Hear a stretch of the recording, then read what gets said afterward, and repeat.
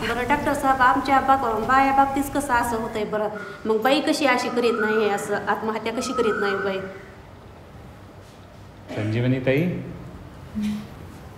तुम्ही सांगताय?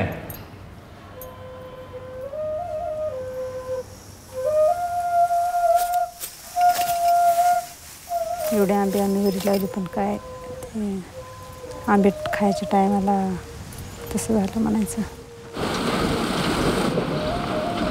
शेतकऱ्यांना आत्महत्या केल्या, आपल्या तालुक्यात केल्या, पुऱ्या राज्यात केल्या, तरी आज सरकारला वठणीवर आणल्याशिवाय आपण राहायचं नाही.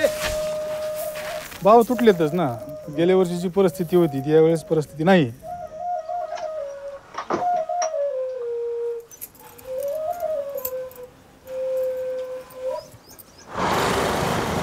असं समजलं की म्हणजे ते एक जागा रिक्त त्यासाठी विचारायला आली होती.